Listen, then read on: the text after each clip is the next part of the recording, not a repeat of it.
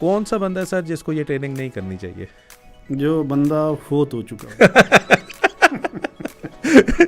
सही है वैसे बाकी बताया हर एक को करनी चाहिए। रियल स्टेट में तो हम देखते हैं एवरी अदर डे। एक मिसाल के तौर पे रियल स्टेट में आजकल जो चल रहा है, मैं उस दिन एक ऑफिस में था, वो कह रहे थे 5 लाख दें हम आपको 11,000 रुपया देते हैं। मैंने कैलकुलेटर निकाला तो मैंने कंपाउंडिंग करके देखा तो मैंने कहा 3 साल में ना आपके पैसे डबल हो रहे हैं। मैंने कहा अगर मुझे यकीन हो ना, मुझे मेरा प्रिंसिपल सेव है तो मैं घर के बर्तन भी बेच के आपको पैसे दे दूंगा। Nobody can give you that kind of returns, मतलब 24.5%। और कंपाउंडिंग जब आप उसको मंथली करते हैं ना, क्योंकि मंथली है तो वो कोई 33% पर मंथ बनता है। और लेकिन मैं आपको बताऊँ, लोग ज़्यादातर इस तरह की चीज़ों के ऊपर फंसते हैं और लोग जाएंगे लोग इन्हीं चीज़ों के ऊपर जाते हैं क्योंकि इस पे रिस्क नहीं है ना। जहाँ पर आपको इतना रिटर्न मिले ना, समझ जाओगे वहाँ 2 नंबरी हो रही है और आपने उसको एक्सेप्ट नहीं करना।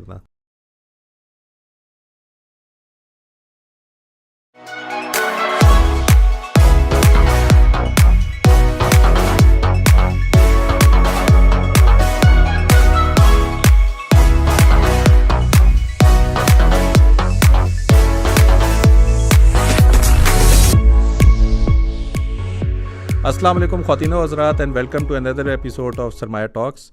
पाकिस्तान में इन्वेस्टमेंट करना बहुत मुश्किल है और उस केस में किसी ऐसे बंदे का जो कि बिल्कुल डिफरेंट बिज़नेस बैकग्राउंड से आकर इस चीज़ को समझ के इन्वेस्टमेंट कर ले, उसको करना भी एक बहुत मुश्किल काम है। आज जो गेस्ट मैंने बुलाए हुए हैं, he is one of our student और दो के he is into real estate business, लेकिन ट्रस्ट मी के इनकी जो सिलेक्शन है मैंने नहीं की, ये मुझे टीम ने बताया हुआ था, ये इस्लामाबाद में अवेलेबल थे। सो वी थॉट कि हम इनको मदऊ करें और इनसे इनका एक्सपीरियंस शेयर करें। Chaudhry Mahmood Akhtar, he is into real estate business. अस्सलाम वालेकुम महमूद भाई, कैसे हैं आप? कैसे लगी भाई? ठीक है, ठीक ठाक, अल्लाह का शुक्र। महमूद भाई, before getting into the real estate business, जिस तरह हम स्टार्ट करते हैं, अगर आप अपना थोड़ा इंट्रोडक्शन दे दें, अपना बैकग्राउंड बता दें कि आपने एजुकेशन कब की थी और अभी तक आप क्या कर रहे हैं। लाइक भाई, मेरा बैकग्राउंड ये है कि मैं बेसिकली तो मिलिट्री बैकग्राउंड से हूँ। 2013 में मैं रिटायर हुआ था। तो रियल स्टेट तो मैंने बहुत पहले से सोचा हुआ था कि मैं उसके बाद करूँगा। फिर मैंने अपना ऑफिस इस्टेब्लिश किया बैरिया टाउन में, बैरिया फेज़ 1 to 6 में।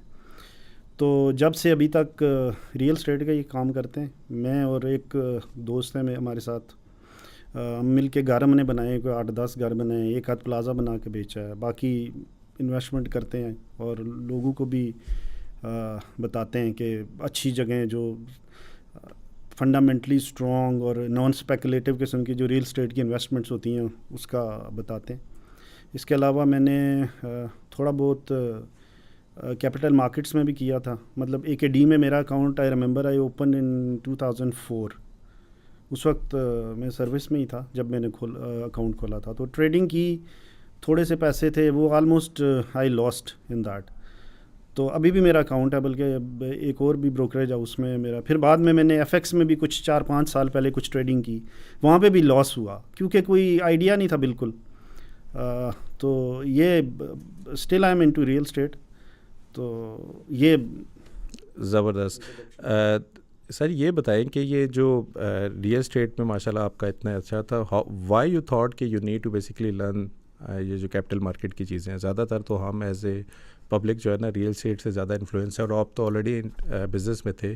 सो पहले तो ये ज़रूरत क्यों पैदा हुई ना कि आपको ये चीज़ सीखनी चाहिए? अच्छा, सबसे बड़ा जो कंपेलिंग रीज़न मुझे लगा ना, वो लिक्विडिटी थी।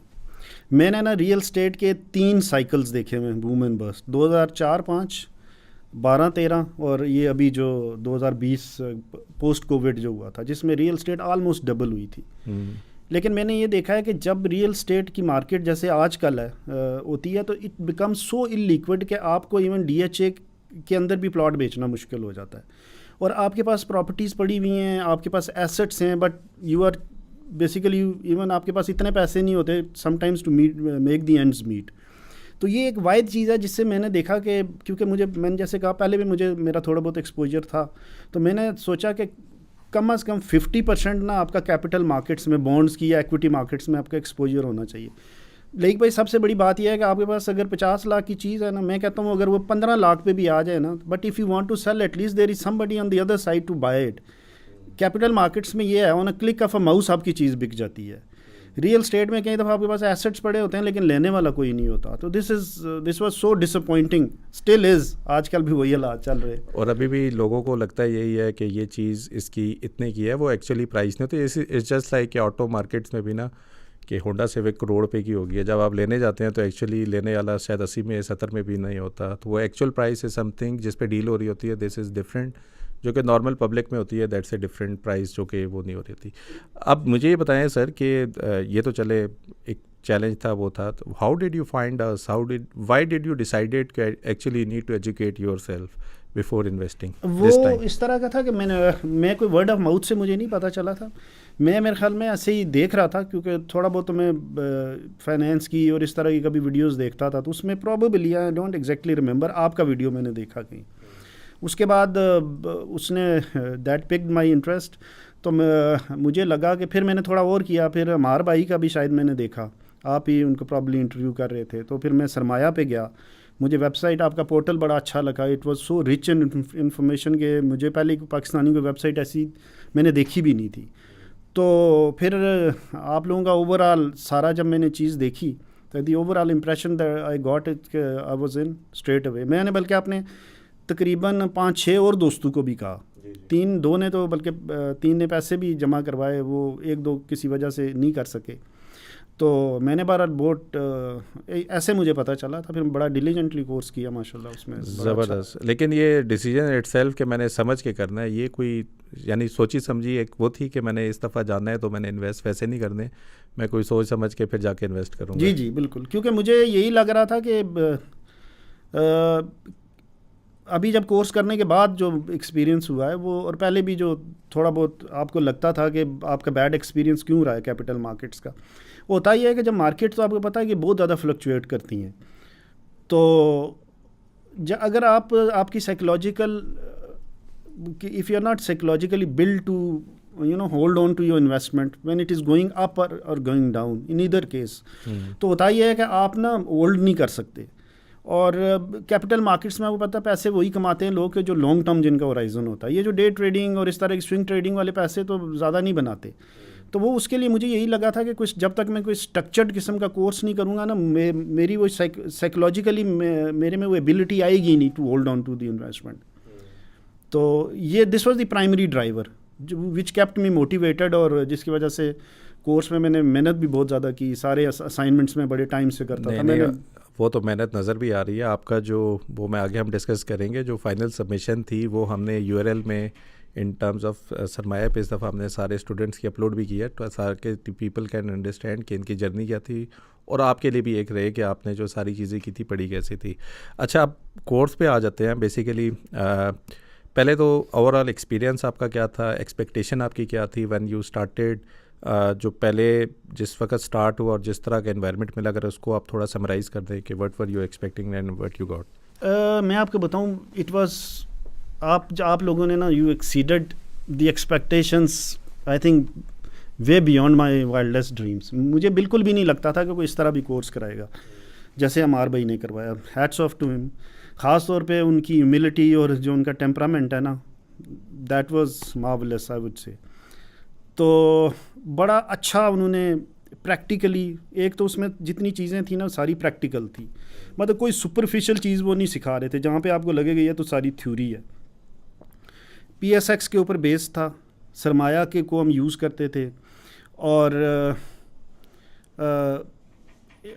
US मार्केट्स के साथ उनके बहुत अच्छा रेफरेंस था। आपको पता है कि कैपिटल मार्केट सबसे बड़ी और डीप आई उन्हीं की है, उसके उनको और पाकिस्तान का बड़ा अच्छा जेल करके वो पढ़ाते थे, और मैक्रो इकोनॉमिक्स, और फिर पाकिस्तानी कंपनीज उनका करना, फिर मुख्तलिफ़ किस्म की रेशोज़ को पढ़ाना, और मतलब आप डिटेल पूछेंगे तो मैं और आपको बता दूंगा, बट ओवरऑल ये है कि बहुत बहुत अच्छा था। So how much time were you giving at the start?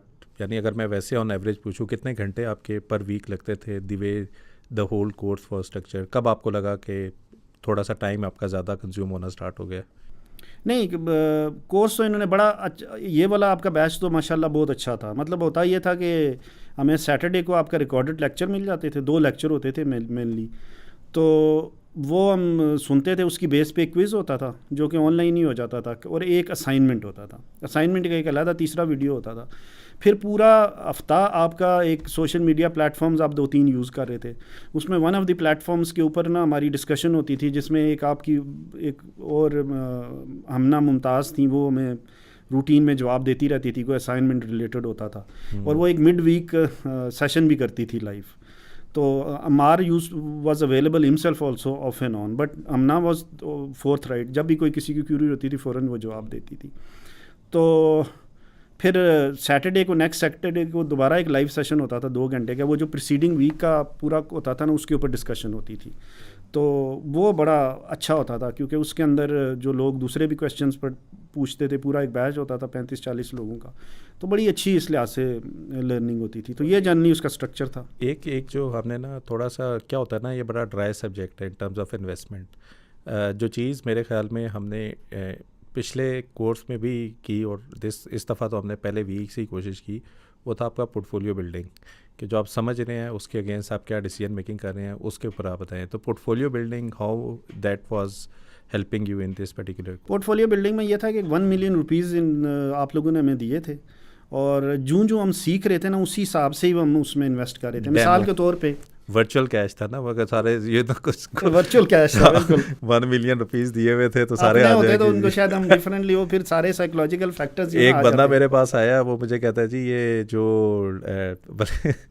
एक बंदा आया, वो क्योंकि हमने पोर्टफोलियो वर्चुअल दिया था, सॉरी मैं आपकी बात काट रहा हूँ, वो आगे कहता है जी ये जो 24,000 रुपये का डिविडेंड मिला ये आप मुझे कब देंगे? अच्छा। मैंने कहा जी 24,000 रुपये का डिविडेंड आपको कब मिलेगा? मतलब कहता है ये मैंने ना XYZ कंपनी ली हुई थी, उन्होंने ये डिविडेंड दिया तो मुझे अभी तक मिला नहीं है। तो मैंने कहा आपने इन्वेस्ट कब किया था ना? कहता है ये देखे ना मैंने किया हुआ ना इन्वेस्ट इसके ऊपर जो आ रहा है। देन आई बेसिकली टोल्ड भाई ये वर्चुअल पोर्टफोलियो ट्रैकिंग है, तो फिजिकल कैश हमसे क्यों एक्सपेक्ट कर रहे हो? तो चले सर आप कंटिन्यू करें। तो मैं ये कह रहा था कि सबसे अच्छी बात ये थी कि उन्होंने मिसाल के तौर पे जब म्यूचुअल फंड पढ़ा रहे थे ना लीग भाई, तो उन्होंने हमें कहा कि आप म्यूचुअल फंड्स में ही कहें, बल्कि अमार भाई ने ये भी कहा कि आप ETF में नहीं करेंगे, which is an extended part of mutual fund शुरू में, क्योंकि ETF का लेक्चर बाद में था। तो उस वक्त एक टेम्पटेशन होती थी कि जी मैं कोई कंपनी ले लूँ, लेकिन उन्होंने कहा नहीं इसी पे रहें। फिर जब उन्होंने बाद में मतलब उन्होंने कहा स्टॉक्स पढ़ाए, तो फिर हमने स्टॉक्स लिए, तो उसके बाद उस वक्त उन्होंने कहा आप गोल्ड ना लें, क्योंकि गोल्ड का लेक्चर बाद में आ रहा है। जी जी ठीक है। फिर जब गोल्ड आया, तो फिर गोल्ड जब हमने सीखा, तो फिर लोगों ने अपने पोर्टफोलियो में गोल्ड भी ऐड किया। तो एम उनका ये नहीं था कि जब we should go and make phenomenal gains and go one up on our peers, ऐसा कुछ नहीं था। मेनली उनका मकसद ये था, मैं इसीलिए उनकी बड़ी तारीफ़ कर रहा हूँ, कि उनका ये था कि लोग सीखें। तो वो बड़ा ना इंक्रीमेंटल किस्म की लर्निंग थी, और इंक्रीमेंटल किस्म की हम इन्वेस्टमेंट भी कर रहे थे। जब म्यूचुअल फंड में, तो म्यूचुअल फंड में, फिर स्टॉक्स में आए, फिर गोल्ड में आए, और एंड के ऊपर उन्होंने जो फाइनल स्ट्रैटेजी लेसन में ना, ये brought everything in and told the broader picture. आपका वैसे फाइनेंस का कोई बैकग्राउंड है वैसे? नहीं, बिल्कुल भी नहीं। बिल्कुल कोई बिल्कुल आपने जीरो। वैसे अगर फॉर एग्जाम्पल फौजियों का वैसे कौन सा बैकग्राउंड होता है? अच्छा मैं वैसे एक बात बताता हूँ, मैंने ना अमार का कोर्स खुद भी लिया था। The one good thing about the course was at that time as well, जिसको मैंने कहा यार कंटिन्यू इस चीज़ को लाजमी करना है, कि the entry into the finance is in a non financial way, कि हम जो फाइनेंस सिखा भी रहे हैं पहले 4 वीक्स में, हमने कोई फाइनेंस की बात ही नहीं की। हमने सिंपल कहा यार ये म्यूचुअल फ़ंड होते हैं, म्यूचुअल फ़ंड कुछ ना कुछ कर रहे होते हैं इन्वेस्टमेंट से। हम उसके ऊपर ना एजुकेशन को बिल्ड किया है, कि आप ना म्यूचुअल फ़ंड को देखो कि वो क्या कर रहे हैं, उनकी रिपोर्ट को पढ़ो कि वो क्यों कर रहे हैं, और फिर आप खुद देखो कि अगर आप उनकी जगह पे होते तो आपने क्या करना है। ठीक है, हमने जो डिफरेंट टाइम जोन्स आपको दिए हुए थे, वो एक अच्छा टाइम, एक बुरा टाइम और एक अभी का टाइम है कि आपने क्या करना है। जो आपने करना है वो अपने पोर्टफोलियो के थ्रू करना है। और अगर आप इससे जंप इन देखें जो प्योर इन्वेस्टमेंट के ऊपर आता है, तो एक मैक्रो इकोनॉमिक के ऊपर पूरा एक वीक डेडिकेट किया हुआ है। मतलब कि मुल्क की ये हो ही नहीं सकता कि कंपनी बग़ैर मुल्क में क्या हो रहा है उससे इम्पैक्ट क्या हो ना हो, पॉजिटिव या नेगेटिव। और एक मुल्क की प्रोफाइल को समझना कितना ज़रूरी है इन्वेस्टमेंट के लिए। बैनुल-अक़वामी उसमें ऑयल अगर बढ़ रहा है वो हमारे लिए नेगेटिव है, वो शायद कनाडा के लिए पॉजिटिव होगा या सऊदी अरब के लिए पॉजिटिव होगा। सो ये अंडरस्टैंडिंग भी बहुत ज़रूरी है फंडामेंटली कि हो क्या रहा है। फिर उसके बाद जो इन्वेस्टमेंट की जर्नी है वो बिल्कुल ही हम स्क्रैच से स्टार्ट करते हैं, and then we get into the deep. और माशाल्लाह आपने जो क्वार्ट सीमेंट के ऊपर जो रिपोर्ट की है उसके ऊपर भी डिटेल में आते हैं। That is part of the journey that you need to identify where you need to invest, और उसके ऊपर फिर आप उस पूरे को लेके चलते हैं।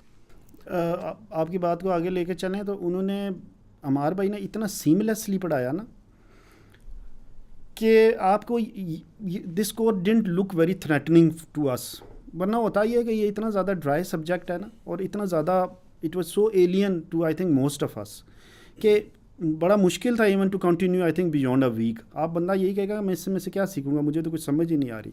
लेकिन उन्होंने बड़ा सीमलेसली, जैसे म्यूचुअल फंड से स्टार्ट किया, उन्होंने कहा जब फंड मैनेजर रिपोर्ट पढ़ो, उन्होंने कुछ जो असाइनमेंट्स दिए उसके उन्होंने हमें टेम्पलेट्स दिए, और he made us actually to do it, and when we did it उसमें हमें पता चला कि उस तो बड़ी बिनाइन किस्म के जो को उन्होंने हमें दिए हुए थे ये क्विज मतलब असाइनमेंट्स, उसके अंदर भी बहुत ज़्यादा लर्निंग थी। फिर उसके बाद वो जब मैक्रो इकोनॉमिक्स में आए, पाकिस्तान के मतलब बजट डेफिसिट, ट्रेड बैलेंस, आपका करंट अकाउंट डेफिसिट्स क्या है, इंटरेस्ट रेट्स क्या हैं, स्टेट बैंक कैसे आपका मॉनेटरी पॉलिसी को रेगुलेट करता है। फिर यूएस पे जाके उन्होंने जैसे हमें क्वांटिटेटिव ईजिंग सिखाई।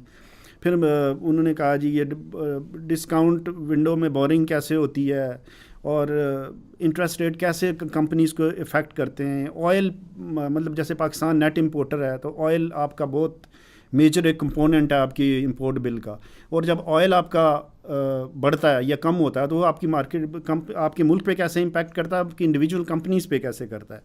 फिर हमने सेक्टर्स पढ़े उसके बाद, मतलब ब्रॉडर सेक्टर्स जो होते हैं इकोनॉमी के, उनको देखा। फिर हम जब इंडिविजुअल स्टॉक्स पे आए तो लोग कंपनीज आपस में भी हम सारे डिस्कस करते थे। उन्होंने इवन अमार भाई ने अपना पोर्टफोलियो में बताया एंड द रीजंस कि जी किस कंपनी की क्या वजूहत थी। तो मतलब बहुत इस तरीके से उन्होंने सिखाया कि जिन लोगों को नहीं भी पता था वो भी बड़े आराम से उन्होंने ये सारी चीज़ें सीख ली।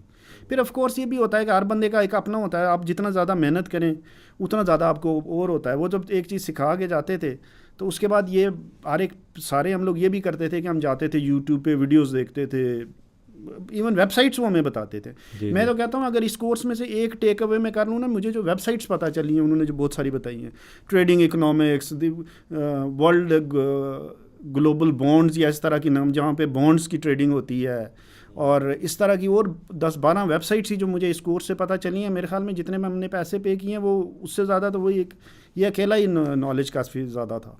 बिल्कुल सही है। अच्छा, दूसरा जो चीज़ आई थिंक लोगों को थोड़ा शायद समझाना यहाँ पे ज़रूरी है, क्योंकि ज़्यादातर लोग जो हमें मिलते हैं ना, they prefer to not invest in them self, जो कि मैं अप्रिशिएट करता हूँ हर उस बंदे को जो कि इस पर्टिकुलर पहले जर्नी के अंदर आता है। एंड देन अवर कोशिश ये होती है कि यार एटलीस्ट, यानी कि मेरे ख्याल में अगर आप ये कोर्स कर रहे हैं और पहले 4 वीक के बाद आपको म्यूचुअल फंड की समझ आ गई है, then there should be zero balance in your bank account, everything should be invested in mutual fund. और जहाँ जिस मुल्क में करंट अकाउंट पे रखना स्वाप समझा जाता है, वो पूरी की इन्वेस्टमेंट आप किसी फ़ंड में इन्वेस्ट करें जहाँ 20 से 21% बगैर किसी रिस्क के आपको रिटर्न मिल रहे हैं। आप सोचें कि अगर सिर्फ ये नॉलेज आ जाए कि बेस्ट म्यूचुअल फंड कौन सा आपके पर इन्वेस्ट करने का, अभी छोड़ें, अभी 12 वीक्स का कोर्स नहीं हुआ, अभी 4 वीक्स हुए हैं, ठीक है। Just think how much value you can generate. ये कॉस्ट ऑफ द ट्रेनिंग तो कुछ भी नहीं है। और इतना करोड़ों रुपया लोगों का, मेरे पास इस बिल्डिंग में इतने लोग हैं जिनके पैसों का पता ही नहीं है कि उन्होंने पैसे से पैसा कैसे बनाना है। कितने लोग हैं जो कि कितना पैसा लेकर बैठे हुए हैं और वो छोटी सी एफर्ट नहीं करना चाहते। Problem is not about the value या ट्रेनिंग बहुत महंगी है, यही है problem. Is people are not willing to give time to invest in them self. सारी गेम माइंड की है, आप खुद कितना टाइम देना चाह रहे हैं। अगर आप सीरियस हैं अपनी ज़िंदगी चेंज करने के लिए तो सबसे पहले आपको अपने ऊपर टाइम देना है। तो आपको क्या लगता है ना कि based on after completing the course के in terms of getting the right knowledge to do what you need to do in the real market, कितना मुश्किल काम है ना इस चीज़ को समझ के करने के लिए? देखें, सबसे बड़ी बात तो वो वारन बफे की एक बड़ी मशहूर कोट है कि I bought my first stock when I was 11 years old, I was wasting my time before that. हाँ। तो बात यह है कि अर्लियर यू स्टार्ट बेटर। लेकिन मैं कहता हूँ जिस उम्र में भी कोई अगर इवन 65-70 years का even still is not late even to do this course. तो इसकी फाइनेंशियल लिटरेसी की बंदे के ऊपर क्या बंदा ओवर एम्फसाइज करे। मेरे ख्याल में दिस इज़ वन नॉलेज के जो कि अगर आपके पास नहीं है ना, तो ये नहीं है कि सिर्फ आप स्टॉक एक्सचेंज में इन्वेस्ट करते हैं, आप फाइनेंशियल डिसीजन लाइक भाई डेली बेसिस पे रोज़ कर रहे होते हैं। मसलन आपने सिर्फ ये जब देखना होता है कि आप दूध किससे लें, दूध आप ऑलपर का यूज़ करेंगे या मिल्क पैक करेंगे या किसी तीसरे कंपनी का करेंगे।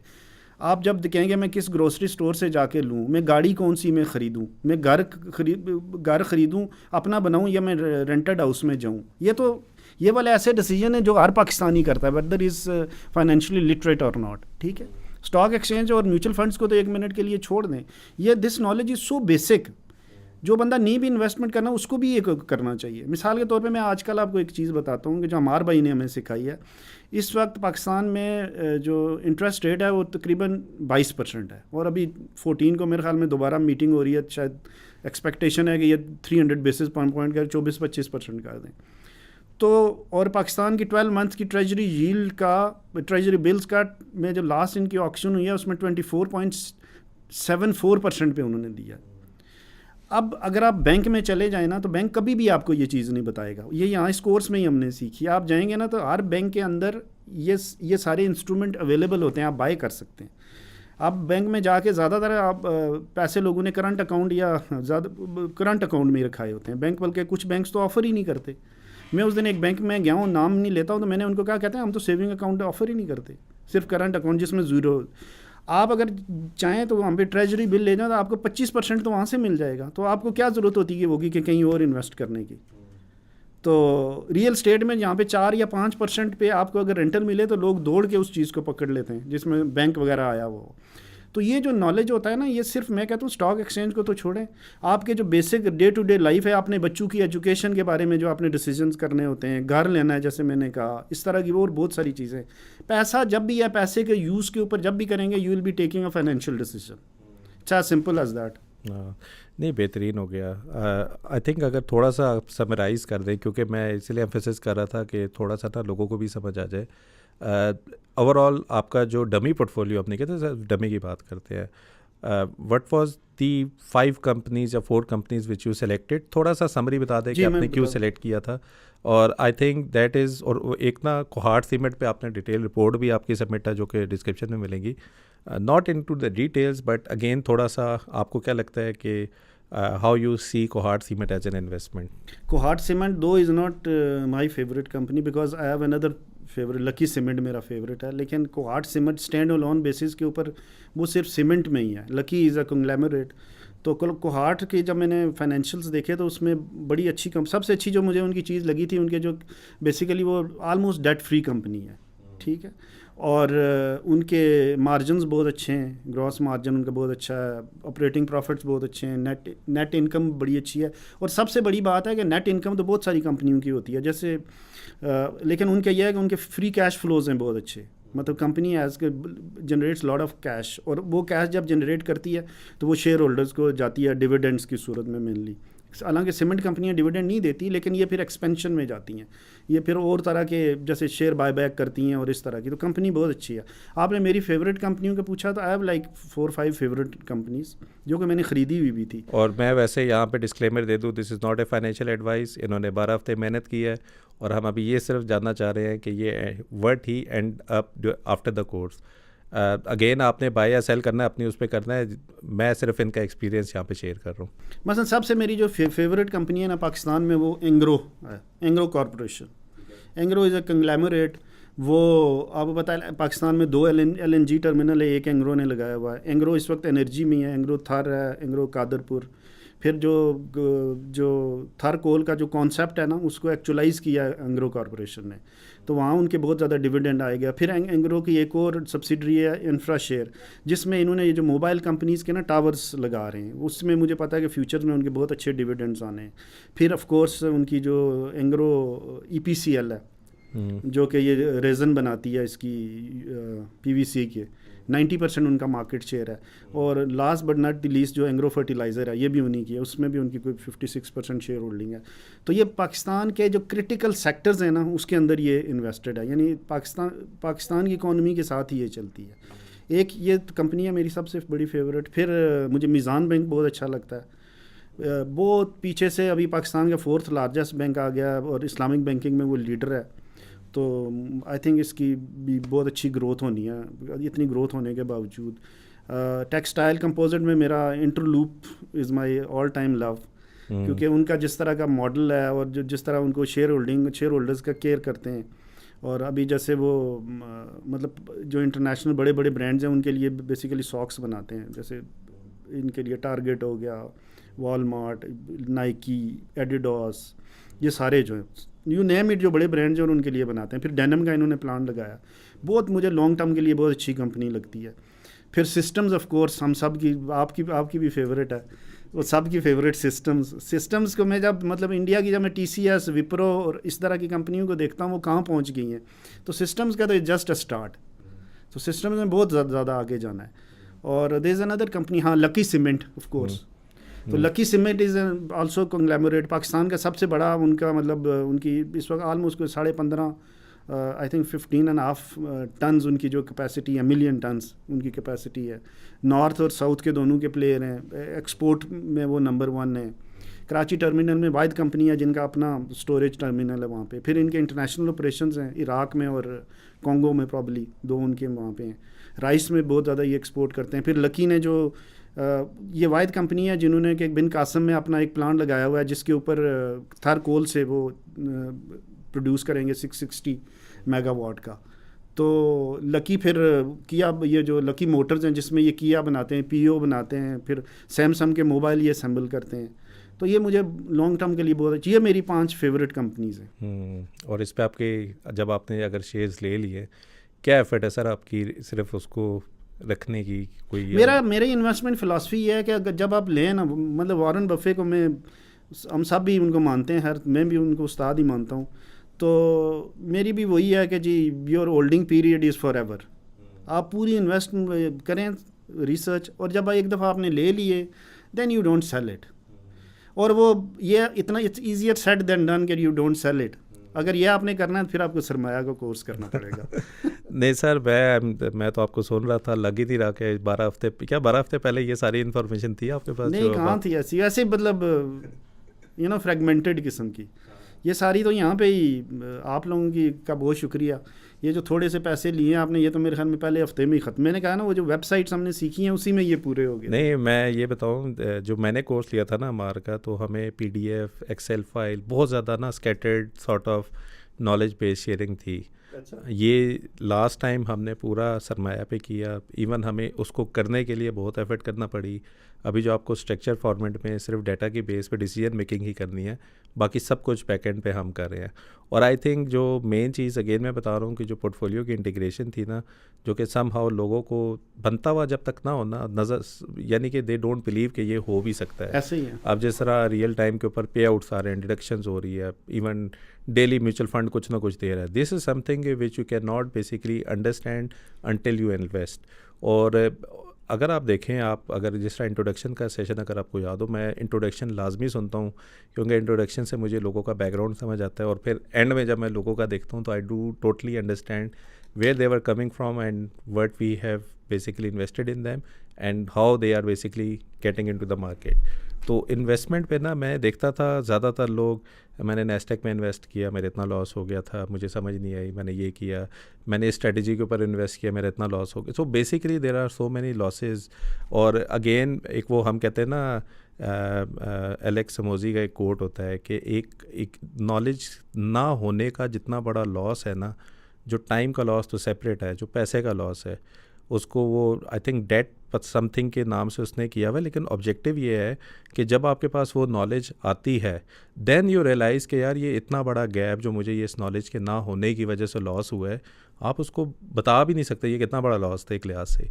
लेकिन एटलीस्ट जब आपको समझ आती है, हाँ, opportunity cost, and then when you understand and you invest, then I don't see कि मार्केट के नीचे जाने से आपको कोई फ़र्क पड़ता है। क्योंकि बेसिकली साइकोलॉजी, काफ़ी लोग हमें कहते हैं जी कि आप ब्रोकर क्यों नहीं बन जाते आपके क्यों, तो मैंने कहा यार पाकिस्तान में या दुनिया भर में it's not about the execution तो AKD शायद आपको 20 साल पहले भी दे रहा था, और काफ़ी ब्रोकर इस तरह की बड़ी अच्छी फैसिलिटीज़ दे रहे हैं।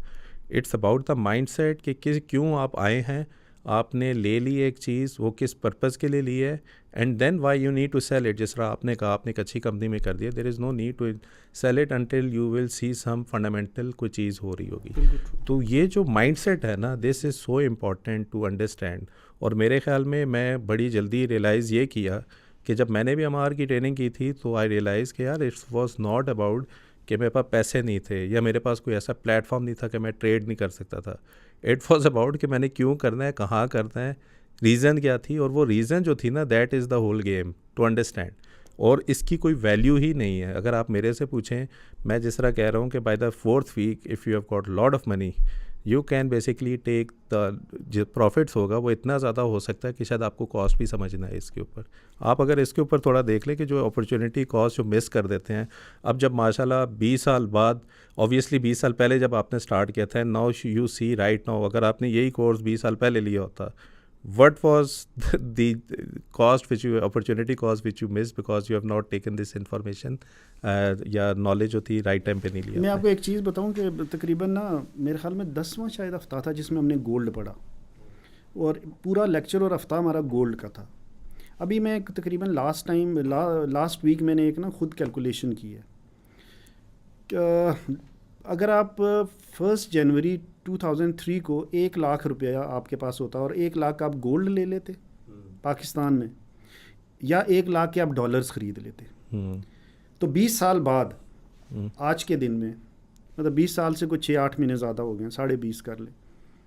मैंने बहुत लोगों में पूछा कि आपको मैं बताऊंगा ना वो क्या होगा, तो दे आर फिनोमिनल। अभी जो कन्वेंशनल विजडम है ना, लोग यही समझते हैं कि डॉलर्स ही आपको लेने चाहिए। लाइक भाई, यू वॉन्ट बिलीव, डॉलर सिर्फ आपके 4,55,000 होते 1 लाख से 20 सालों में, और सोना आपका 32,77,000 रुपये का होता। ऑलमोस्ट 33x ग्रोथ होती है उस सोने की। अब इस तरह का जो चीज़ होती है ना, ये नॉलेज आपको इस तरह के कोर्स से ही आता है। और दूसरी बात, जैसे आप अभी आपने बात की, जो मैंने जब 5-6 कंपनियों का नाम लिया है, मैं किसी को बता दूंगा ना, या आपको किसी ब्रोकर से पता चल जाएगा, किसी दोस्त से टिप हो गया, तो you will never be able to buy it. ये मैं आपको बताऊँ, इट लुक्स सो पैराडॉक्सिकल ये बात कि आपको पता है और आपको एक बंदे पे भी है, फिर भी आपने क्यों नहीं ख़रीद सकते? इसलिए नहीं ख़रीद सकते कि आप साइकोलॉजिकली आपको उसकी रैशनैलिटी नहीं पता, आपको उसकी रीजनिंग नहीं पता। मार्केट थोड़ी सी ऊपर नीचे हो गया तो आप अननर्व हो जाएंगे, ठीक है। You will start complaining and you will start even blaming the guy who gave you the tip in the first place. तो ये जब तक आपको खुद कंपनी को आप समझेंगे नहीं, उसके बेसिक्स को आपको नहीं समझ आएगी, आप you can not hold on to investment, you can not hold on to the sir. ये सरमाया कम्युनिटी नीचे जाते हुए भी और ऊपर जाते हुए भी, फेसबुक पे, इधर केस, सॉरी मैं आपको कट करूँ, फेसबुक कम्युनिटी पे ना हमारा ग्रुप है जहाँ पे हम नॉर्मली लोगों से ना सॉर्ट ऑफ हेल्पिंग ही वो कर रहे होते हैं। आप यकीन करें, हर दूसरा बंदा, मैंने ये कंपनी ली हुई थी, आप मुझे बताएं कि ये ठीक ली हुई है या नहीं ली हुई है, ये मेरा पोर्टफोलियो, आप मुझे गाइड करें इसमें से अच्छा क्या है, बुरा क्या है। I think investment is personal, you can not basically जज कि मेरी इन्वेस्टमेंट मैं आपको बता दूं और आपके लिए भी फिजिबल है नहीं है। अगर नीचे जा रहा है तो मैं तो उसको उस नज़रों से देख रहा हूँ, मैंने और बाय करना है। आप नीचे जाते हुए आप पैनिक में आ जाएंगे क्योंकि यार इसने क्या बता दिया, शायद माल पहना के चला गया मुझे, इस तरह की नॉलेज वो आ जाएगी। तो ऑब्जेक्टिव ये है कि वाकई मैं इससे एग्री करता हूँ। ये आप अगर बता भी देंगे कि इंटरलूप अच्छी कंपनी है और इंटरलूप अगर 2 हफ्ते नीचे या उसी जगह पे रही तो आप फ्रस्ट्रेट होकर निकल जाएंगे, बिकॉज यू आर एक्सपेक्टिंग कि यू विल टेल समथिंग जिससे मैं ओवरनाइट रिच हो जाऊंगा, और रिच होते नहीं है, और फिर उल्टा आपको वो एक किस्म का कहते हैं जी इन्होंने हमेशा चीज़ ही सही नहीं बताई। And I totally agree. वो जो एक नॉलेज आपका एक माइंडसेट बनता है एक कंपनी की फंडामेंटल को समझते हुए, आम बंदे को समझ नहीं आएगी कि ये क्यों कर रहे हैं, क्या रीज़न थी, वो आपको 5 साल बाद समझ आती है जब उससे रिटर्न माशाल्लाह आपके एक्सपोनेंशियल निकलना स्टार्ट हो जाते हैं। अब बर्कशायर हाथवे है ना, वॉरेन बफे की जो कंपनी है, इन लोगों ने 1988 में कोक का शेयर ख़रीदा था, ऑलमोस्ट $1 बिलियन का, $1 बिलियन ने। अभी the other day I was listening to a video on that, तो वो ऑलमोस्ट इस वक्त $28 बिलियन की उसकी वर्थ है। उसके अलावा जो उसके ऊपर डिविडेंड जो ऑलमोस्ट 2.5-3% तक वो देता रहा है, दे रहा है for last so many years, जो मुसलसल अपना डिविडेंड बढ़ा रहे हैं, वो उसके अलावा है। फिर 2016 के अंदर इन्होंने जब ख़रीदा था एप्पल, और एप्पल उस वक्त ना मेजर उसमें डिप आया था, और they had lot of money on their balance sheet थी, और उन्होंने 3 महीने, वो बोल रहे हैं, उसका दोस्त है चार्ली मंगर, वो कहता है कि 3 महीने तक जो एप्पल की टोटल डेली वॉल्यूम था ना, उसका 1/3 बर्कशायर ख़रीदता था, और आज तक उन्होंने बेचा नहीं है। अभी यू वॉन्ट बिलीव, इस वक्त $178 बिलियन का जो बर्कशायर हाथवे का जो पोर्टफोलियो है ना, वो उनका सिर्फ एप्पल है, और उनकी परसेंटेज टर्म में 53% उन्होंने वो ख़रीदा हुआ है। उसके हालांकि ये नहीं हुआ है कि 2016 के बाद आज से एप्पल ऊपर ही जाता रहा, एप्पल के अंदर बहुत ज़्यादा ऊपर नीचे उसकी प्राइसेस हुई हैं, बट वो और ख़रीदते रहे because they believe in the company, उसके फंडामेंटल्स में उनको पता है, उसके कंपनी की लॉन्ग टर्म अपील में उनको पता है ये कंपनी बहुत ज़्यादा अरसा रहेगी, उसके कैश फ्लोस, उसकी प्रोडक्ट, उनकी ब्रांडिंग वैल्यू, उसकी मैनेजमेंट, ये सारी चीज़ें उनको पता है और इसीलिए वो ख़रीद रहे हैं। और एप्पल ने ही बर्कशायर हाथवे को बहुत ज़्यादा उठाया in last like 7-8 years. Sir आप तो माशाल्लाह मार्केट में भी बैठे हैं, लोगों को भी देखते हैं, प्रोफेशनल्स को भी आप देखते होंगे। मुझे बताएं कि एक फ़िज़िकल बिज़नेस स्टार्ट करना क्या ये सेंसिबल डिसीजन है, प्रोवाइडेड कि आपके चलते फिरते बिजनेसेस जितने चीप रेट पे आपको मिल रहे हैं? एक मैं आपका ही बल्कि सुन रहा था, उसी से मैं मिसाल देता हूँ, मैंने आपकी पॉडकास्ट सुनी हुई है कि पाकिस्तान में जो रेस्टोरेंट का बिज़नेस है ना उसमें 93% फेलियर रेट है, and we see this every day. मैं भी उनमें से एक हूँ वैसे। आपने भी शायद खोल के बंद किया, और ये तो एक मिसाल है ना, इट्स नॉट रेस्टोरेंट, सारे बिजनेसेस में फेलियर रेट बहुत ज़्यादा है। इस वक्त बड़ी बड़ी अच्छी कंपनियां स्ट्रगल कर रही हैं। तो पाकिस्तान में तो फिज़िकल बिज़नेस करना बहुत ही ज़्यादा मुश्किल है, बहुत ही ज़्यादा मुश्किल है। इस तरह के हालात में आपको अगर एक कंपनी मिल जाती है विच इज़ सो रेगुलेटेड, मतलब इतनी ज़्यादा रेगुलेटेड, मसलन एंग्रो की मिसाल ले रहे थे, आप कभी सोच सकते हैं LNG के अंदर आप इन्वेस्ट करें या पावर जनरेशन के अंदर करें, ठीक है, या फर्टिलाइज़र कंपनी आप कभी लगाएंगे नहीं। लेकिन आपका अगर शेयर है ना, अगर आपने एक शेयर भी उसका ख़रीदा हुआ है या आपने उसके 10 करोड़ के भी शेयर ख़रीदा, they treat you they treat you alike. Dividend होगा तो आपका उतना ही होगा, माइनॉरिटी शेयर होल्डर का भी उतना होगा, जो प्रमोटर होल्डिंग होती है, जो ओनर्स होते हैं उनका भी होता है, जिनकी मेजर शेयर होल्डिंग होती है। ओनर तो सारे ही होते हैं, तो सबको एक जैसे ट्रीटमेंट होती है। फाइनेंशियल उसकी हर 3 महीने में तो पब्लिश होगी, उसकी एनुअल रिपोर्ट होती है। एनुअल रिपोर्ट में जाएँ तो उन्होंने इस हद तक लिखा होता है कि इस कंपनी को हमने कितने TADS कितने दिए हैं अपने, उनकी तनख्वाहें कितनी हैं, और ये तक लिखा होता है कि हमारे केसेस कौन से हैं, कितने कितने केसेस हैं। अपने कंपनी पे जो केसेस होते हैं वो दे आर फोर्स्ड, क्योंकि वो डिस्क्लोजर उन्होंने देना होता है, लिस्टेड कंपनी होती है, और आप उनके केसेस तक पढ़ते हैं, आपको ये भी पता होता है कि इनके मतलब इवन वकील कौन से हैं, इस हद तक उन्होंने चीज़ें उसके अंदर लिखी होती हैं कि लॉ फर्म्स कौन सी हैं उनकी, और टॉप की जो पाकिस्तान की 4-5 बेस्ट ऑडिट फर्म्स होती हैं वो उनके ऑडिट करती हैं। तो इस तरह के, और वो सारा आपके लिए काम कर रहे होते हैं, शेयर होल्डर के लिए काम कर रहे होते हैं। सिर्फ आपको ना ये मंतक समझनी होती है ओवरऑल कि जब आप शेयर ख़रीदते हैं तो, क्योंकि यहाँ पे इतने लोगों के साथ फ्रॉड होते हैं। रियल स्टेट में तो हम देखते हैं एवरी अदर डे। एक मिसाल के तौर पे रियल स्टेट में आजकल जो चल रहा है कि इधर पिंडी इस्लामाबाद में ख़ास तौर पे ये बहुत ज़्यादा है, जो कहते हैं जी आप इतने पैसे दे दें, हम आपको इतना रेंट देंगे, हम आपको बाय बैक करेंगे, इतने लंबे। अभी मैं आपको बताऊँ, मैं उस दिन एक ऑफिस में था, वो कह रहे थे 5 लाख दें, हम आपको 11,000 रुपया देते हैं। अच्छा, मैं उनका वहाँ पर उनका जो लॉयर था ना, बेसिकली मैं उसके पास बैठा हुआ था, तो उनका और लोग भी आ गए, उनका CEO भी आके बैठ गया। वो काफ़ी बड़ी कंपनी है, मतलब अगर आप देखें तो उनके पास बिलियंस ऑफ रुपीज़ उन्होंने इकट्ठे किए हैं, काफ़ी सारे उनके प्रोजेक्ट हैं। मैंने कैलकुलेटर निकाला तो मैंने कंपाउंडिंग करके देखा, तो मैंने कहा 3 साल में ना आपके पैसे डबल हो रहे हैं। मैंने कहा अगर मुझे यकीन हो ना, मुझे मेरा प्रिंसिपल सेव है, तो मैं घर के बर्तन भी बेच के आपको पैसे दे दूँगा।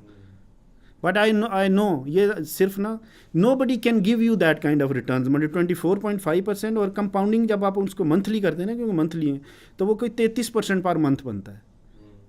This is unbelievable. ये मतलब ये हो नहीं सकता। और आजकल सब कंपनियों का देखें बुरा हाल है, क्योंकि किसी को डिस्काउंट पैसे नहीं जा रहे, सारे इन्वेस्टर्स के पैसे कुछ दफ्तरों में ही नहीं होते, और ये हाल हुआ हुआ लोगों। और लेकिन मैं आपको बताऊं, लोग ज़्यादातर इस तरह की चीज़ों के ऊपर फंसते हैं, और लोग जाएंगे लोग इन्हीं चीज़ों के ऊपर जाते हैं, क्योंकि इस पे रिस्क नहीं है ना। आजकल भी मैं मिसाल के तौर पे, मैं एक प्रोजेक्ट है यहाँ पे जीटा मॉल में, उसको करता हूँ, गीगा के बिल्कुल सामने, मैं उसको बेचता हूँ। पिछले 3 साल से एक कोई मैं कर रहा हूँ। हम उसकी कोई चीज़ बताते हैं बहुत जेन्युइन, तो उसके ऊपर कई लोग कहेंगे कि नहीं इसके ऊपर रेंट आपको कितना। जब उनको कहो यार रेंट क्यों दे रहे हैं, जब आपका स्टार्ट होगी शॉप, जब बंदा एक मसलन उसके अंदर जब ब्रांड आ जाएगा तो आपको रेंट मिलेगा, पहले आपको किस चीज़ का। लेकिन उनको आदत पड़ी हुई है फ्रॉड लगाने की। खुद लोग अपने आप को ना, मतलब मुझे अभी याद है, they are so susceptible to this activity. एक बार आप तो फिर 5 लाख पे 11,000 कह रहे हैं। मेरे पास एक भाई आए थे, वो कह रहे थे कि फॉर एग्जांपल इस सिटी से दूसरी में गए थे। मैंने कहा क्यों गए हुए थे? एक प्रॉपर्टी उनसे मिलना था, एक बड़ी अच्छी डील होने वाली थी। मैंने कहा क्या डील दे रहे थे? वो डील वो ये दे रहे थे कि अगर आप फॉर एग्जांपल 1 करोड़ की हमारी इन्वेस्टमेंट लेते हैं, हम आपको महीने का 12% देंगे। महीने का मैंने कहा महीने का 12% का मतलब है कि 8 महीने बाद करोड़ पे आ जाएगा। हाँ हाँ, वो यही कहते हैं। मैंने कहा कि जहाँ पर आपको इतना रिटर्न मिले ना, समझ आओगे वहाँ 2 नंबरी हो रही है और आपने उसको एक्सेप्ट नहीं करना। इतना यानी इनसेन रिटर्न। और मैं तब की बात कर रहा हूँ जब शायद 16% के ऊपर इंटरेस्ट रेट था। आज तो चलो 20-22 पे, फिर चलो कोई 15-20% सालाना गए तो समझ आती है। या माहाना के ऊपर डबल फिगर के ऊपर कौन परसेंटेज देता है विदाउट एनी रिस्क। ठीक है। और माशाल्लाह वो थे भी तबलीगी टाइप से लोग थे जो ये कि मैंने कहा यार आप माशाल्लाह पढ़े लिखे लोग हो, आपको समझ भी आती है, कोई सेंसिबल भी होता है ना शरिया कंप्लाइंट, आप उसको भी देखो कि उसमें क्या चीज़ वाकई कंप्लाइंस की है भी या नहीं भी है। प्रॉब्लम यह है कि जहाँ पे आपको रिटर्न इतना आ जाए ना तो लोगों की आंखें बंद हो जाती हैं। पीपल थिंक कि यार इस रिटर्न से उनका बेनिफिट ही होना है और they end up losing the money because बाद में समझ आती है जी 6 महीने वो बात ही नहीं रही उस जगह के ऊपर। 100%। और ये मतलब आप रियल सोच नहीं लेकिन भाई, ये अगर जिस तरह का आपका कोर्स है ना, बंदे ने किया हो ना, मैं आपको बताऊँ आप उस बंदे से दूसरी बात भी नहीं करेंगे। ठीक है, कर्टसी में आप उसकी शायद बात सुन लें अगर आप हैं, लेकिन आपको स्ट्रेट अवे पता चल जाएगा कि यार ये बंदा कर ही नहीं सकता ना, मतलब it's impossible to do that kind of thing. मुझे ये बताएं कि रियल स्टेट में जो एक नॉर्मल हमारा परसेप्शन ये है कि यहाँ पे लॉस होते ही नहीं है, तो ये क्या परसेप्शन भी ठीक है कि रियल स्टेट में कभी लॉस होता ही नहीं है? बिल्कुल गलत है। और बिल्कुल इसमें गलत। क्या चीज़ें, क्या रेड फ्लैग्स हैं जो आपको देखने चाहिए अगर मैं वैसे जनरली बात करूँ रियल स्टेट के परस्पेक्टिव से? देखें, रियल स्टेट में भी ना लाइक भाई, इन्वेस्टमेंट दुनिया की कोई भी किसी भी एसेट क्लास में हो ना, उसके उसूल यूनिवर्सल हैं। ठीक है, रियल स्टेट में भी वही वैसे ही अप्लाई होते हैं। मिसाल के तौर पे आपको स्ट्रेट अवे ये देखना चाहिए कि रियल स्टेट में सबसे बड़ी चीज़ होती है लोकेशन। पहले तो आप प्रोजेक्ट की देखें ना, लोकेशन, वो कहते हैं रियल स्टेट में लोकेशन लोकेशन लोकेशन, एक तो ये है। फिर आप देखें कि कौन आपका प्रोजेक्ट किसका है। अगर वो सोसाइटी है तो हु इज़ द डेवलपर, और अगर वो कोई प्रोजेक्ट, वो कोई बिल्डिंग है, कमर्शियल बिल्डिंग है, तो हु इज़ द बिल्डर। ठीक है, और वो कितना पुराना है। मिसाल के तौर पे अगर उसने कल काम शुरू किया तो you should not buy it even whatever he tells you. जितनी मर्जी वो आपको मार्केटिंग की गिमिक्स, वो सारी गिमिक्स ही होंगी। ठीक है, उसका आप ट्रैक रिकॉर्ड देखें कि उसने पहले क्या किया हुआ है। फिर आप उसकी प्राइसिंग देखें। ठीक है, प्राइस स्ट्रक्चर देखें। मिसाल के तौर पे प्राइस उसकी कंपेटिटिव होनी चाहिए। एक बंदा आपको वो आज प्राइस दे रहा है जो 10 साल बाद होगी, तो आपको क्या मिलना है? उसको फिर ये रैप कर, शुगर कोट करते हैं, ये जो आपको रेंटल्स देते हैं और बाय बैक्स करते हैं, इस तरह चीज़ें बेचते हैं। ये 3 चीज़ें होगी मेनली। अगर आप इधर देखें ना तो तकरीबन आपकी 90% वैसे ही चीज़ें ना स्क्रीन आउट हो जाती हैं। तो वही यूनिवर्सल उसूल है। फिर वो देखेंगे कंपनी की, मतलब ट्रैक रिकॉर्ड में आप जब मैनेजमेंट देखते हैं कंपनी की मैनेजमेंट कैसी है। ठीक है, वो अपने जो पुराने उनके जो प्रोजेक्ट्स हैं, अगर पुरानी फेजेज़ हैं या पुराने उनके जो प्रोजेक्ट्स हैं, उसके अंदर लोग कितने खुश हैं ऑलरेडी जो उन्होंने लिया, उन लोगों ने कितने पैसे बनाए। हालांकि रियल स्टेट का कोई डाटा नहीं है, डाटा नहीं मिलता, ये आपको खुद करना पड़ता है या पूछेंगे word of mouth, it's very hard. लेकिन मेनली उसूल वही यूनिवर्सल है रियल स्टेट के। और सर ये जो फाइल बेस का सिस्टम स्टार्ट हुआ है, इसमें कितने हद तक ना सारे ही लोग फाइल्स के पीछे भाग रहे होते हैं, तो ये किस तरह आपको लगता है? Is a file buying a file is a right investment as well?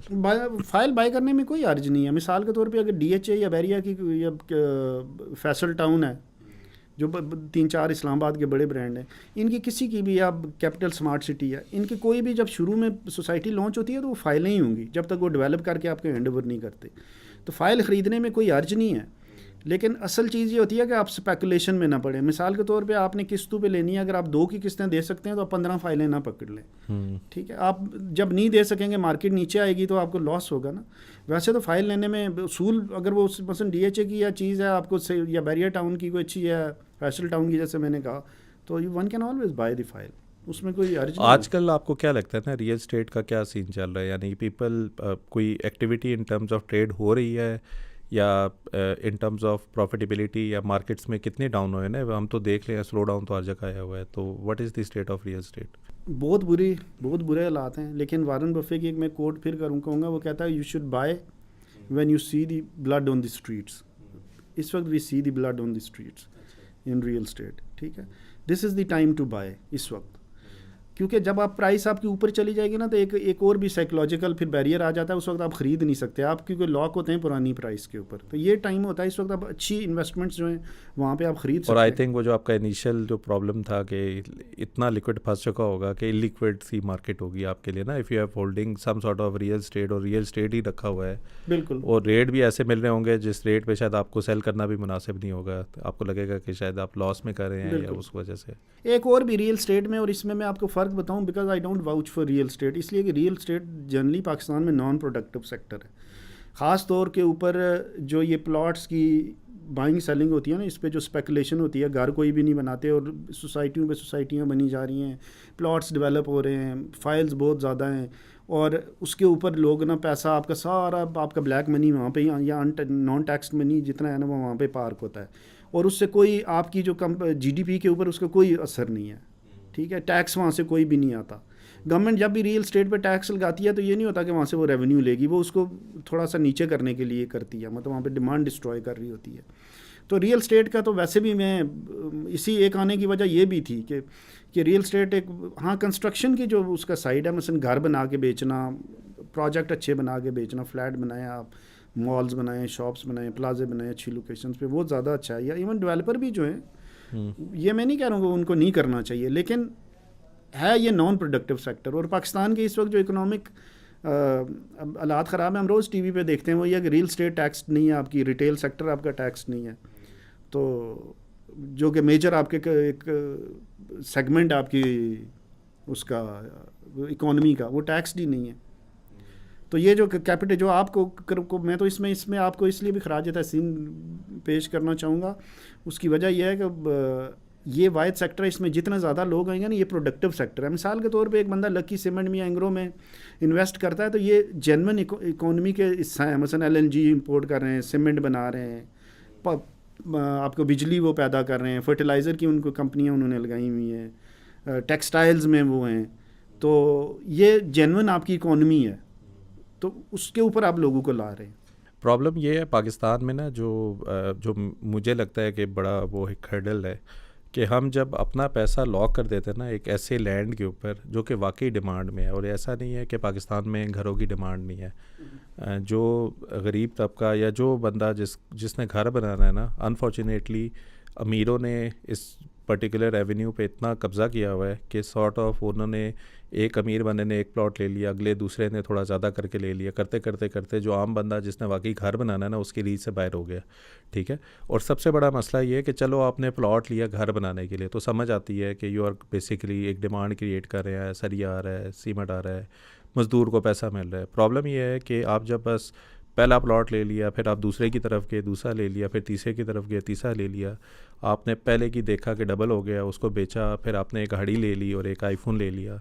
So indirectly you are impacting in terms of the current account deficit भी आपकी वजह से आ रहा है, क्योंकि डिमांड आप क्रिएट करें उस साइड से जहाँ पे आपकी चीज़ें ही इंपोर्ट बेस्ड है। बिल्कुल। और मेरे ख्याल में यही सबसे बड़ा प्रॉब्लम है, क्योंकि ऑब्वियसली वेल्थ क्रिएशन को तो अप्रिशिएट और उसको इनकरेज करना चाहिए, लेकिन ये इस तरह की जो वेल्थ क्रिएशन है जिस पे आप पहले पैसा पूरा स्टक कर रहे हैं, उससे मैं हर एक को यही मिसाल देता हूँ कि जैसा मैं ये स्टूडियो ना बनाता और मैं स्टूडियो की जगह कोई प्लॉट ले लेता, तो इस स्टूडियो से शायद 4 दुकानों से मैंने कोई चीज़ें ली हैं, उनसे भी चीज़ें मैं ना लेकर आता, उन चीज़ों की वजह से उन्होंने फर्दर 3 बंदे रखे होंगे, तो एक पूरी चेन है जो कि इम्पैक्ट होगी, क्योंकि शायद मेरे एक एक्शन की वजह से, और मैंने एक रियल एस्टेट का एक ले लिया जो कि मुझे कल को डबल रिटर्न दे देगा। रिटर्न का इशू नहीं है, ऑब्वियसली कोई प्रोडक्टिव चीज़ करेंगे, रिटर्न शायद आपको वहाँ से भी मिल जाए। और ये मुझे अब भी लगता है कि ये इतनी सस्ती चीज़ें हैं सर, मार्केट में पानी आता है कभी कभी मुंह पे, और मुझे समझ नहीं आती है लोगों को कैसे एक्सप्लेन करें कि यार और मैं हमेशा ये समझता हूँ कि investment at the right time in the right company can change the fate of the whole generation. ये सिर्फ एक बंदे की बात नहीं है, आपकी फैमिली है, फैमिली के आगे करेंगे।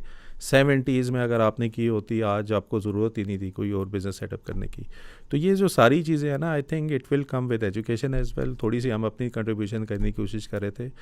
द बेसिक पर्पज़, मैंने जिस तरह आपसे ऑफ द रिकॉर्ड भी बात हो रही थी, हमने जब ये पोर्टल डिज़ाइन किया ना, तो पोर्टल डिज़ाइन करके बिल्कुल फ्री किया, ये वेल्थ मैनेजमेंट का सोल्यूशन बिल्कुल फ्री किया। एंड आई वाज एक्सपेक्टिंग कि यार लोग इसको पॉजिटिव रिस्पांस करेंगे। शायद पाकिस्तान में एजुकेशन ही नहीं फ्रंट पे, जिसकी वजह से ना लोगों को इन्वेस्टमेंट पे आने पे दुश्वारी हो रही है। आई रियलाइज़ कि लोगों को ठीक है वो लेआउट तो अच्छा लगता था, लेकिन वो सेंस ही नहीं थी समझने की कि ये डाटा है क्या, उसको यूज़ कैसे करना है।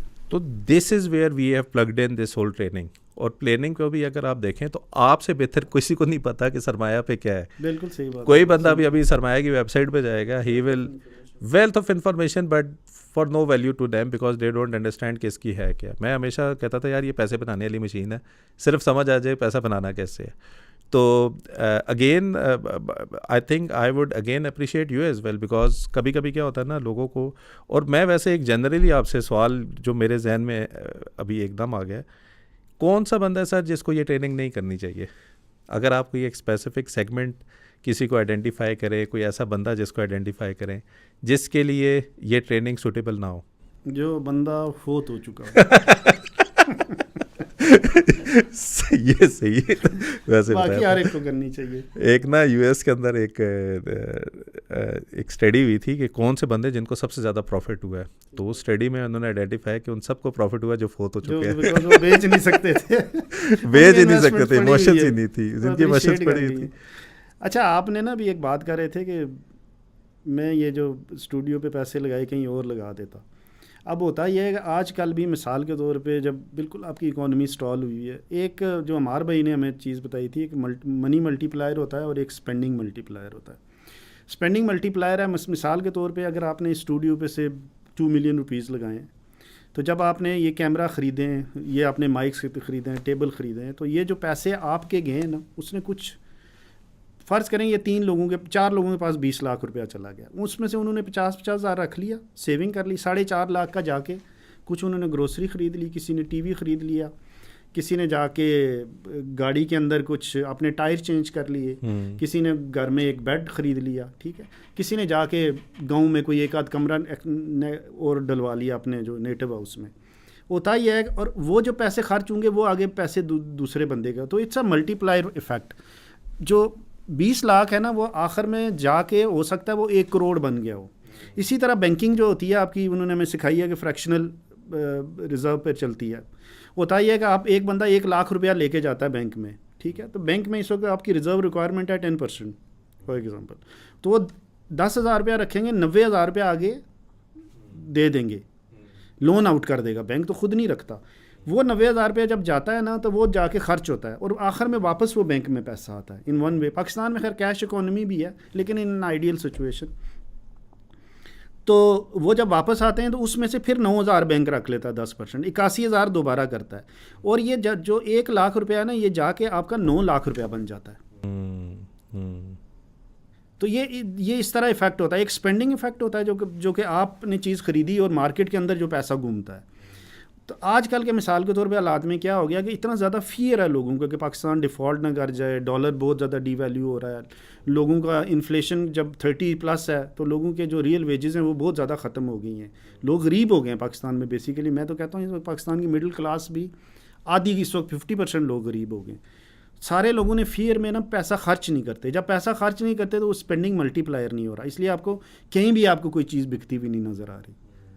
और पैसे लोगों के पास होंगे तो वो बैंक में रखेंगे, वो वाली भी मल्टीप्लिकेशन। गवर्नमेंट नहीं स्पेंड कर रही, इंडिविजुअल्स मैं और आप नहीं स्पेंड कर रहे, बिजनेसेस एक्सपेंशन में नहीं जा रहे, तो ओवरऑल ये जो चीज़ें होती हैं ना, उसकी वजह से आजकल के जो हालात हुए हुए। मैंने 10-15 साल पहले सुना था एक कोई रिसेशन आया था ऑस्ट्रेलिया के अंदर, एंड ऑस्ट्रेलिया गवर्नमेंट ने हर बंदे को $3,000 दिया था कि स्पेंड करो, कि मार्केट में जाओ करो, और यही लॉजिक थी कि इवेंचुअली वो जो गुर्बत को बाद में हम कहते थे अनएम्प्लॉयमेंट का डाटा जो आता है बाद में, और that's the most important critical part as well, कि आपने ना फिर गरीब को वो करने के लिए एक ज़्यादा कॉस्ट हो जाती है। लेकिन the flow of money into the market was only for this reason कि आपने करना है और ताकि नीचे तक ये पैसा नज़र आए। कोविड के अंदर हमने देखा यूएस में ये उल्टा हुआ कि वो रॉबिनहुड की ऐप के अंदर ना $1,200 हर एक को दिए, और उन्होंने सब ने करके स्टॉक मार्केट को ऊपर किया कि वो इतनी स्पेकुलेशन करके एक स्टॉक को उन्होंने पता नहीं कितने गुना ज़्यादा कर दिए थे, वैसे सिर्फ स्पेकुलेशन के ऊपर। अमार भाई ने ये हमें सिखाया था, उसमें क्वान्टिटेटिव ईजिंग सिखाई थी, मैंने कभी ज़िंदगी में ये टर्म भी नहीं सुनी थी। उन्होंने ये कहा कि जब कोविड के से प्री कोविड ना ऑलमोस्ट इंटरेस्ट रेट वैसे ही आपके ज़ीरो के करीब थे, ठीक है, तो हुआ ये कि जब और तो स्टेट में उनका जो द फेडरल रिजर्व तो कुछ कर नहीं सकता था, ज़ीरो से नीचे कहाँ ले जाएंगे, 0.25 थे या इस तरह थे। तो उन्होंने फिर ये किया कि उन्होंने बैलेंस शीट एक्सपेंशन उन्होंने में सिखाया ना, मतलब क्वान्टिटी यानी पैसे प्रिंट किए mainly. Basically quantitative easing is an languages के पैसे छापना, पैसे छाप के तो उन्होंने मतलब वो फिर मैं उसमें उन्होंने बताया कि तकरीबन अमेरिका में 130 मिलियन हाउस होल्ड्स हैं, और वो सारा जितना पैसा क्वांटिटेटिव ईजिंग से अमेरिकन इकोनॉमी के अंदर उन्होंने इंजेक्ट किया वो $40,000 पर फैमिली था, पर इंडिविजुअल था या पर फैमिली था, आई डोंट एग्जैक्ट रिमेंबर वो पैसा। This is government spending. अब हालांकि पैसा उन्होंने, इससे डर ये होता है कि ये जाके आपके कहीं इन्फ्लेशन ना हो जाए या क्वान्टिटेटिव इतना ज़्यादा जब पैसा आपका करते हैं तो आपके एसेट बबल्स बन जाते हैं, तो वो भी बनते हैं। लेकिन होता यह है कि ये वाली जब गेंद गवर्नमेंट ने जब स्पेंडिंग किया तो वही फिर मल्टीप्लायर इफेक्ट आता है ना, स्पेंडिंग मल्टीप्लायर इफेक्ट। उससे हुआ ये था कि कोविड के बाद आपने देखे उनके S&P और नेस्डैक ने कितनी बड़ी रैली की थी। तो पाकिस्तान में भी इन्होंने यही किया था, एमनेस्टी दी थी PTI गवर्नमेंट ने अप्रैल 2020 में। उन्होंने इंटरेस्ट रेट भी आधा ही कर लिया। हाँ, इंटरेस्ट रेट भी इन्होंने कम किए थे, इन्होंने भी लोगों को पैसे भी दिए थे। पूरी दुनिया में गवर्नमेंट्स ने किया है, सेंट्रल बैंक्स ने, सब ने बहुत ज़्यादा पैसे मतलब प्रिंट किए और बांटे। उससे हालांकि इन्फ्लेशन हुई। अभी ये जो इन्फ्लेशन का पूरी दुनिया में आया हुआ है, ये मुझे लगता है कि ये वही जो इतनी ज़्यादा मनी सप्लाई आई थी आपके सिस्टम के अंदर, उसके अभी इफेक्ट्स आपको नज़र आ रहे हैं। अच्छा सर, आपने जब कोर्स स्टार्ट किया था पाकिस्तान डिफ़ॉल्ट होने वाला था, ऑब्वियसली आपकी परसेप्शन भी ये थी कि वो होने वाला था। आप मुझे बताएं कि ड्यूरिंग द कोर्स किस तरह इसने हेल्प किया to be in the right state of mind अगर आप इन्वेस्टमेंट भी कर रहे हैं? वो इसलिए कि जब हमें मैक्रो इकनॉमिक्स हमने पढ़े ना, मतलब हमारे भाई जब हमें मैक्रो इकनॉमिक्स का, तो मेरे ख्याल में छठा या 2-3 हफ्ते हम मैक्रो इकनॉमिक्स पढ़ते रहे। उसके अंदर जब हमें पता चला कि ट्रेड बैलेंस पाकिस्तान का, मिसाल के तौर इंपोर्ट और एक्सपोर्ट का जो डिफरेंस होता है वो, फिर रेमिटेंस, बेसिकली मुल्क में होता ही है कि आपके कुछ पैसे आ रहे होते हैं, इनफ्लोज होते हैं, कुछ आउटफ्लोज होते हैं। इनफ्लोज हमारी रेमिटेंसेज हैं जो पाकिस्तानी बाहर से पैसे भेजते हैं या जो हम एक्सपोर्ट करते हैं, और बाकी सारे पैसे आपके इंपोर्ट हो रहे होते हैं। जो हम बहुत ज़्यादा, हम बेसिकली हम नेट इंपोर्टर हैं। तो उन्होंने उसमें यही हमें पता चला कि इतने पैसे, मिसाल के 2022 के क्या फिगर्स थे कि पाकिस्तान की 78 बिलियन की इंपोर्ट्स थी और तकरीबन कोई 58 बिलियन का आपकी इनफ्लोज थे, रेमिटेंसेस प्लस एक्सपोर्ट्स। तो बाकी ये जो आपके तकरीबन $21 बिलियन थे, ये आपका डेफिसिट था। अब आप या तो क्या करेंगे, पैसे डॉलर तो नहीं आप प्रिंट कर सकते ना, पाकिस्तानी रुपीज़ तो आप प्रिंट करके इन्फ्लेशन कर सकते हैं, but you can't do it with dollars. तो डॉलर्स के यही होता है, फिर या तो आप फिर you have to go to इधर इन IMF, या फिर आपने जो ये मल्टीलैटरल्स हैं, बायलैटरल्स फ्रेंड्स हैं जो आपके मिडल ईस्ट के, इनसे आपको पैसे मिलते हैं उधार। आपको तेल का ही आपका मेजर बिल होता है, या सऊदी अरब UAE से आपको ऑयल कभी डेफर्ड पेमेंट्स पे मिल जाता है, या आप बस फिर वही आपके इसी तरह आपके कर्जे बढ़ते हैं। तो उससे फिर हमें यही पता चला था कि जब हमें पता था, आपने पूछा डिफ़ॉल्ट का, तो उस वक्त इतने ज़्यादा फियर्स थे, आपको पता कि तकरीबन स्टॉक मार्केट कितनी ज़्यादा नीचे आई हुई थी। और उसके बाद जो उसने रैली की थी एक दिन के अंदर, जो उसने 2400-2500 पॉइंट, पाकिस्तान की हिस्ट्री में इतनी स्टॉक एक्सचेंज नहीं चढ़ी थी। तो हुआ यह कि जो ही IMF में गए PDM की गवर्नमेंट के आखिरी दिनों में, तो उस वक्त तक तो तकरीबन लोगों को लग रहा था कि या तो ये डिफ़ॉल्ट करेंगे और अगर किसी तरह ये बच गए तो ये डेट रीस्ट्रक्चरिंग में जाएंगे। लेकिन जो ही इनका IMF हुआ unexpectedly in last few days, आपने देखा था स्टॉक मार्केट ने लाइक अ रबर बैंड इफेक्ट इस तरह वो वापस गई थी। तो फिर हमें पता चल गया था भाई अभी कोई पाकिस्तान के ऐसा इस वक्त तो कोई ख़तरा नहीं है डिफ़ॉल्ट करने का। They will go into next IMF program जब भी इनकी नई गवर्नमेंट आती है। मार्च तक तो इनके पास है ना ये ब्रिज फाइनेंसिंग, उसके बाद इनको मिल जाएगी वो। उसकी वजह यह है कि अभी ये तकरीबन ये कोई उससे डिविएट नहीं कर रहे जो उनके साथ कंडीशनैलिटी। आई थिंक पाकिस्तान में एक प्रॉब्लम ये है कि हम प्रॉब्लम्स को बहुत ज़्यादा डिस्कस करते हैं, इतना ज़्यादा डिस्कस करते हैं कि एक टाइम पे वो रेलेवेंट हो जाते हैं आपके लिए। आप 8 से 9 की न्यूज़ सुनेंगे, उसके ऊपर आपकी एक फर्दर व्हाट्सएप पे डिस्कशन होगी, फिर एक स्पेसिफिक ग्रुप का होगा एक, और आप यानी बहस में ना मैंने कहा अगर पाकिस्तान को सुपर पावर बनना था ना और सिर्फ इस पे होता कि 8 से 9 का शो कौन सबसे ज़्यादा देखता, तो शायद हम बंद भी जाते। अनफॉर्चुनेटली उससे कोई प्रोडक्टिव चीज़ तो हो नहीं रही। और मेरे ख्याल और अब मेरे ख्याल में अगर आप उसको दूसरे पर्सपेक्टिव से देखें, जहाँ पे एक जगह पे एज ए कंज्यूमर आपको इफेक्ट हो रहा है, वहीं पे दूसरा बंदा नोट भी बना रहा है, वो कोई बिज़नेस है जो कि उससे बेनिफिट भी उठा रहा है। और ये जो कोर्स होगा ये आपको ये चीज़ में बेनिफिट करेगा कि वो कौन सी ऑर्गेनाइजेशन या कंपनीज़ हैं जो इसकी बेनिफिशरीज़ हैं। आप रादर दैन के डिस्कशन करें, नेगेटिव के जो मर्जी गए, आप सिर्फ उस साइड पे चले जाएं जो कि इस पर्टिकुलर प्रॉब्लम से पैसे बना रहा है, आप उसके भी। ये हमारे भाई ने शुरू में हमें सिखाया, उसने कहें कि एक आप जहन में रखें कि पैसा आपका जब किसी जगह पे जहाँ पे आप इन्वेस्ट कर रहे हैं, अगर वहाँ पैसे नहीं बन रहे ना, तो इसका मतलब ये नहीं होता कि पैसा all of a sudden it has disappeared from the market. No, money has gone to somewhere else. He calls it like smart money. कहते हैं smart money goes where it can make the money. तो वो कहते हैं वो कहीं और चला जाता है, वो आपके फिक्स्ड एसेट्स में चला जाएगा, वो आपके गोल्ड में चला जाएगा, या स्टॉक से नहीं, या रियल स्टेट में चला जाएगा, किसी न किसी एसेट क्लास में आपका पैसा गया होता है। तो इन हालात में भी लोग पैसे अभी मसलन फिक्स्ड इनकम में जिन लोगों ने इस वक्त, आज अगर मिसाल मैं आपको दूं तो इस वक्त पाकिस्तान का 3 इयर्स का जो बॉन्ड है ऑलमोस्ट उसके 20.5% उसके ऊपर है। तो इवन जो आपका 10 साल का बॉन्ड है उसके ऊपर आपको कुछ 17% इस वक्त मिल रहा है। तो 17% is lot of money. Real estate में मैंने आपको बताया 4% आपको रेंट मिल जाए तो लोग खुश हो जाते हैं कि इतना ज़्यादा हमें किराया मिल रहा है। तो 10 साल के लिए इस वक्त पाकिस्तान की सूरत हाल ये है कि इस वक्त 10 साल का पाकिस्तान का जो बॉन्ड है ना, PIB पाकिस्तान इन्वेस्टमेंट बॉन्ड या स्कूक उसका जो इस्लामिक इंस्ट्रूमेंट है, उस वक्त इस तकरीबन 17% उसके ऊपर है इस वक्त। और पाकिस्तान की स्टॉक एक्सचेंज की हिस्टोरिकल जो रिटर्न हैं वो 18% है। सर ये बताएं DHA2 फॉर एग्जांपल, चले नाम नहीं लेते सेक्टर का, कोई भी सेक्टर, उस पर आज एक कनाल का घर कितने का होगा ना ऑन एवरेज? DHA2 में लेक भाई पिछले दिनों एक घर बिका हमारे, मैं सेक्टर H में रहता हूँ, उसके साथ ईस्ट वाली स्ट्रीट में नया घर था 10 करोड़ का, 10 या 10.5 करोड़ का। और अगर मैं उसी घर को रेंटल पे लगाऊंगा तो कितने रेंट आएगा मुझे महीने का? Maximum 1.25 lakh per month. अगर मैं इसको यील्ड में करूं तो क्या बनता है वैसे? ये तकरीबन बनेगा आपका लेस, तकरीबन 0.18 1.8%, 2% इन एन ईयर। और वैसे जो स्टॉक मार्केट पे आपको कंपनीज मिल रही हैं रिस्क फ्री करते हैं, इस वक्त के जो PSX की ओवरऑल यील्ड है ना, ओवरऑल यील्ड 100 कंपनीज की वो 9.8 है, 5 टाइम मोर देन द घर जी ओवरऑल। हालांकि कुछ UBL की पिछले दफ़ा कोई 30% उनका था, 30 जो डिविडेंड थी उन्होंने UBL ने जो दिया है। ना आपने मैनेज करना है घर, ना आपने कोई फिक्सेशन करनी है, ना आपने मालिक मकान की तरह उनके पास जाके रिक्वेस्ट करनी है, और ना आपने कुछ करना है। और अगर आपको यील्ड इतनी मिल रही है जहाँ पे आपका एक डिजिटल एसेट पड़ा हुआ है, डिजिटल एसेट ही कंसिडर करेंगे हम कि आपको आराम से घर बैठे बैठे आपको वो डिपॉजिट भी हो रहे हैं और आपका घर भी चल रहा है, इतने में पैसे मिल रहे हैं। तो आप सोचें कि मिसाल के तौर पे अभी DHA2 में एक बंदा है, किसी एक घर में रहता है, किसी एक पोर्शन में अगर वो 80,000 दे रहा है और वो घर है 10 करोड़ का, someone who owns the house lives there, ठीक है। एक पोर्शन अगर उसने किराए पे भी दिया तो ऊपर वाला पोर्शन उसको 50-60 हज़ार रुपया मिलेगा, ठीक है।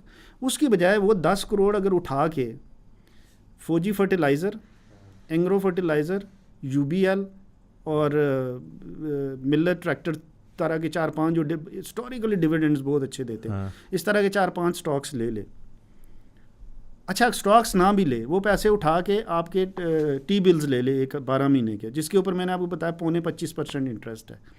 या घर की ना एक टोटल जो लाइफ होती है वो 10 साल होती है स्ट्रक्चर की, 10 साल का बॉन्ड ले ले 17% के ऊपर, 2-3 साल के जो उसके ऊपर टोटल उसको पैसे मिलेंगे ना, उसको 10-15 साल उसका किराया दे के उस घर में रह सकता है। सही बात है।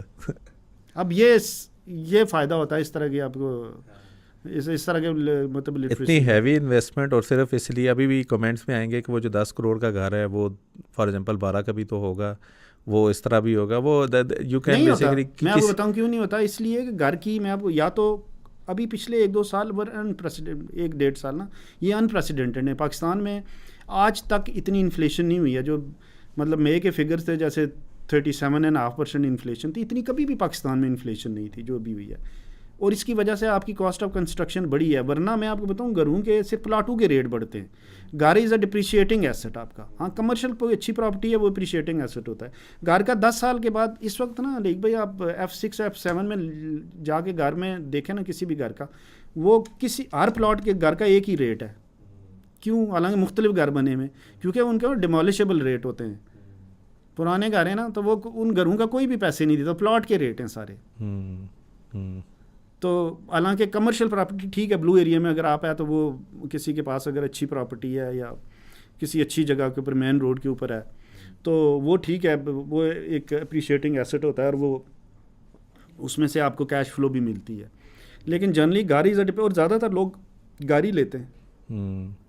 मुझे तो लग रहा है अब रियल स्टेट छोड़ ना दे। नहीं, रियल स्टेट में तो मैं रहूँगा 50% उसमें। अब आपको दोनों साइड का पता चल गया। मैं तो अभी जो भी मुझसे खुद भी और जो अगर किसी को मैं बताऊँगा भी, मैं उसे यही कहूँगा कि क्योंकि जिसने नहीं पढ़ा होता उसके लिए मुश्किल होता है स्टॉक्स खरीदना। म्यूचुअल फंड तो हर एक खरीद सकता है, म्यूचुअल फंड खरीदें और कुछ गोल्ड में आप एक्सपोजर रखें, क्योंकि अभी जिस तरह के हालात हैं पाकिस्तान के भी और दुनिया के भी, जितने अनसर्टन हालात हैं और जिस तरह की इन्फ्लेशन चल रही है, और 50% से ज़्यादा रियल स्टेट में नहीं रहना चाहिए आपको। और 30% कम अज़ कम आप कैपिटल मार्केट्स में रहें, और gold is also part of capital market, और 50% इनमें रहें आप। और वैसे मैं रियल एस्टेट के भी हिस्टोरिक रिटर्न्स तो अच्छे हैं। नहीं वो तो अच्छे हैं, वो तो थोड़ा अच्छी रियल एस्टेट के। मैं वैसे कह रहा था कि this course is not about stock market, this is capital market. Capital market, इसमें आपको आप म्यूचुअल फंड्स पढ़ाते हैं, इसमें देखें आपको स्टॉक एक्सचेंज पढ़ाते हैं, इसमें आपको फिक्स्ड इनकम पढ़ाते हैं, इसमें आपको गोल्ड पढ़ाते हैं, ये सारी चीज़ें पता, ओवरऑल फाइनेंशियल लिटरेसी आपको देते हैं ना। मैंने आपको कहा नहीं, डेली के डिसीजंस जो करते हैं आप, घर में फर्नीचर के लेना है, गाड़ी कौन सी लेनी है, रेंटेड हाउस में रहना है या अपना घर बनाना है, ठीक है, बच्चे की एजुकेशन पे कितने पैसे खर्च करने हैं, उसकी प्लानिंग कैसे करनी है। मसलन एक बंदा सोचें एक यंग कपल है, अगर उसने ये कोर्स किया है ना, तो वो हो सकता है कि एक मसलन मुझे कभी भी नहीं पता था पाकिस्तान में इतनी ज़्यादा एसेट मैनेजमेंट कंपनी की वो हैं, क्या कहते हैं, वॉलंटरी पेंशन स्कीम्स हैं। दिस इज़ वाज अनबिलीवेबल, ये जो मुझे पता चला है। अभी तकरीबन हर 15-16 हैं पाकिस्तान में एसेट मैनेजमेंट कंपनी, सब की वॉलंटरी पेंशन स्कीम्स हैं। तो मुझे अगर ये आज से 15 साल पहले पता होता, तो जैसे मेरी वाइफ भी ना, वो भी गवर्नमेंट जॉब करती हैं ग्रेड 19 में, तो मैं उसको कहता, मैं खुद भी शायद कोई एक आध वॉलंटरी पेंशन स्कीम में पैसे डालता। बहुत ज़रूरी है ऐसे लोग हमेशा तो, उसको उस पे लेते हैं। मतलब this is one thing. The other day मैं इवन अपने मुलाजिम को मैं कह रहा था कि इसमें तुम्हारी जो है ना थोड़ी सी पे जो है इसमें डालते रहते हैं तुम्हारी, ताकि एक पेंशन बन जाए। तो अब वॉलंटरी पेंशन स्कीम ये हर बंदा कर सकता है। आपने, मैं मतलब like I belong to Mirpur Azad Kashmir ना, तो वहाँ पे अगर कब इंग्लैंड से बहुत लोग इंग्लैंड में किसी से पूछे ना तुम सरकारी नौकरी करते हो प्राइवेट, तो वो आपको ना बड़ी हैरानगी से देखेगा कि वहाँ कॉन्सेप्ट ही नहीं है कि ये सरकारी नौकरी है प्राइवेट, क्योंकि एवरीबडी गेट्स रिटायर्ड और हर बंदे को पेंशन मिलती है और सबको ना उस तरह का होता है। तो है यही है कि क्योंकि अभी यहाँ पे भी अगर पाकिस्तान में भी लोग वॉलंटरी पेंशन स्कीम्स लेना शुरू कर दें, इवन प्राइवेट सेक्टर में भी अगर जो काम करें, या मैं कहता हूँ इवन एक मजदूर है जो रंग करता है किसी घर में बैरियर DHA में, और वो रेगुलर बेसिस पे करता है, वो अपनी अगर एक इनकम का एक पोर्शन वॉलंटरी पेंशन स्कीम में डालना शुरू होता है, practically will get a pension when he retires like at 60। Problem क्योंकि वो बेसिकली ना 60 से पहले आपको पैसे देते भी नहीं देते। यही मसला है ना सर, कि पैसे क्यों कब देंगे, पैसे आप निकाल नहीं सकते, तो पेंशन ना में आप भी पे आपको टैक्स है, निकालने ना आप पे टैक्स है, ना आपका डिविडेंड पे टैक्स है, ना आपका कोई टैक्स है। आप पाकिस्तान में ना हमेशा हर एक को लगता है हमेशा अच्छा टाइम ही होता है, बुरा टाइम तो हो नहीं सकता। 20 साल बाद किसने देखा हुआ है, कौन करता है 20 साल के लिए इन्वेस्टमेंट ज़रूरी इतना लंबा तो है ही नहीं। बस ऐसी कोई स्कीम बताओ, रात को सो जाए, सुबह बैठें, पैसे बन जाए। Pension is so important for anyone, यानी कि लोगों को एहसास भी नहीं होता, वो 4 बीमारियां लेकर 60 पे निकलते हैं और फिर पता चलता है जी जेब में भी कुछ नहीं है। और ये अभी का टाइम, और मेरे ख्याल में आई ऑलवेज से कि the best time to invest for the worst time is the best time, not the worst time. Worst time में तो आप पीछे देखते हैं, आप कहते हैं शायद उस वक्त भी मैं ये कर लेता, वो कर लेता, कभी भी आप कुछ नहीं कर सकते थे। You need to basically plan it accordingly. थोड़ी सी आपकी इन्वेस्टमेंट पेंशन में ही रख लें, वो आपको पता है पेंशन के ऊपर ना आपको 20% का रीबेट भी है जी, कि आप जहाँ पे एक 4 लाख रुपए की सैलरी वाला 65 से 70,000 रुपये का वो दे रहा है इनकम टैक्स अपनी सैलरी के ऊपर। अगर वो 70,000 रुपया महीना दे रहा है तो वो तकरीबन 1,40,000 रुपये की सेविंग कर सकता है साल में। अगर वो आई थिंक देखना पड़ेगा 3-4-5 लाख रुपया यानी 30,000 रुपया डालता है, तो वो 30-35,000 रुपये की सेविंग ही कर रहा है एक लिहाज से। वो आप सोचे कि जितना टैक्स कट रहा है उतना आप डालो तो उतनी सेविंग ही चल रही है। तो rather than giving to as a tax, why not to use the same money as an investment. छोटी सी चीज़ है, इसमें कोई इतनी वो नहीं है। इस कोर्स में मुझे एक चीज़ जो लग रही थी कि ऐसे मुझे ख्याल आता है कि मुझे ये करना चाहिए, I don't know whether I and up doing it और नॉट। मुझे ये था कि ये एक वाहिद चीज़ है कि जो कि नॉलेज ना बंदा बहुत फैला सकता है। जैसे यूट्यूब आजकल सोशल मीडिया पे मेरे ऑलरेडी जैसे 2 यूट्यूब चैनल्स हैं, तो मैं सोच रहा था कि एक ऐसा चैनल करूं कि जिसमें खाली सिर्फ मैं ये ना जो वॉलंटरी पेंशन स्कीम है इसके ऊपर नॉलेज बंदा डिसेमिनेट करे। लोगों को बताए कि यार ये एसेट ये वाले कर रहे हैं, ये कर रहे हैं, और अगर आप एक पे फोकस करके करें तो आप बहुत अच्छा लोगों को एजुकेट कर सकते हैं। अगर मैं कहता हूँ अगर एक बंदा करता है और अगर 5 साल में 1000 बंदे को भी आप कन्विंस कर लेते हैं कि आप वॉलंटरी पेंशन लो, तो बहुत बड़ी खिदमत है आई वुड से। और सर वैसे भी पता ही नहीं है लोगों को। आई थिंक ये तो चैनल एक छोटी सी, अगर आप अपने भी प्लेटफॉर्म के थ्रू कर सकते हैं। मैं तो हम 1-2 प्लेटफॉर्म को स्पॉन्सर भी करके इसीलिए कर रहे हैं ताकि इन्वेस्टमेंट को जितना हम फैला सकें अपने हद तक हम वो कर सकें। और आप अगेन देखेंगे कि इवन आप अपनी फ्रेंड्स और फैमिली में जाएंगे तो वो एलियन इन्फॉर्मेशन लगेगी और ऐसी इन्फॉर्मेशन होगी जो कि वो सोच भी नहीं सकते कि कोई इसको इन्वेस्ट भी कर सकता है इस तरह के एवेन्यूज़ के अंदर। और आई थिंक अगेन मैं आपकी माशाल्लाह एक वो उसके लिए भी है कि you understood, you basically enrolled, लेकिन उसके बाद जो आपकी उसकी जो प्रैक्टिकलिटी वाली साइड है और वो नज़र भी आता है, आपकी रिपोर्ट देखें, आपकी जो पूरा वो देखें, वो it make sense as well. Sir I think we already cross 1 hour as well. जाते जाते कोई चीज़ अगर आप लोगों को बताना चाहें, why is it important to invest in them self? मैं यही कहूँगा कि जो मेरे ख्याल में आप सबसे बेहतरीन इन्वेस्टमेंट कर सकते हैं ना, और जिसे मैं नहीं कह रहा हूँ, बहुत दुनिया ने ये ऑलरेडी भी कहा हुआ है कि वो आप अपने आप में कर सकते हैं। And there is no better way to invest in your self than to learn this financial literacy. और उसके लिए आप लोगों का कोर्स मेरे ख्याल में पाकिस्तान में बेस्ट है। पाकिस्तान में ना सर ये लोगों को यकीन ही नहीं आता कि कोई कोर्स भी अच्छा करा सकता है। पहली बात ये है, वो एक परसेप्शन बिल्ड करना कि नहीं यार हम करा सकते हैं, हम कर रहे हैं। और फिर हमने उसके लिए ना ट्रस्ट पायलट जो है वो पेड कर रहे हैं। ट्रस्ट पायलट को पेड का मकसद ही ये था कि लोग अपने एक्सपीरियंसेस जब शेयर करें तो ऑब्वियसली लोग उससे रीड करके भी समझ सकते हैं कि why is it important for them. और आप खुद सोचें कि अगर आपके पास यही नॉलेज हो कि कौन सी अच्छी कंपनी है और आप प्राइमरीली अपना काम कर रहे हो, कितना ज़बरदस्त एवेन्यू है कि आपने इतना फिज़िकल टेंशन नहीं लेनी एक फ़िज़िकल बिज़नेस स्टार्ट करके पूरा फ्रॉम स्क्रैच, और अपनी प्राइमरी जॉब पे भी आप अपना फोकस लूज़ करें। आप एक पैसिवली ना एक पूरा अपनी इन्वेस्टमेंट का बिल्ड कर सकते हैं। Somebody is working for you. Somebody is working for you. चलें, thank you very much sir. It was such a pleasure to have a talk with you and inshallah we will touch base again as well. अभी आप हमारे alumni का part हैं। हमने इस दफ़ा क्या किया है, बल्कि ये सब के लिए है, लर्न के सेक्शन में आप जाएंगे, जितनी भी कंपनी की रिपोर्ट्स हैं ये सारे हमारे स्टूडेंट्स की हैं, इन सब की एफर्ट है 12 हफ्ते की। We wanted to share with everyone, तो वो सारी इन्फॉर्मेशन आपको मिलेगी। Again this is not a financial advice. They came with a non financial background, they invested in them self, उन्होंने मार्केट स्टडी की, चीज़ें स्टडी की, they end up with a different mind set. शायद आपको report समझ के थोड़ी complexity हो क्योंकि वो पूरा कोर्स 12 वीक्स का है, शायद आप स्ट्रेट अवे ना कर लें, लेकिन सरमाया के ऊपर मैक्सिमम इन्फॉर्मेशन पड़ी हुई है, ऑलरेडी फ्री है अभी तक। अगर आप लोग खुद जाके खुद इस पर एनालिसिस करना चाहें, again it's up to you as well, but I would like to thank Chaudhary sahab again for coming and I will see you इंशाल्लाह in next episode. Thank you.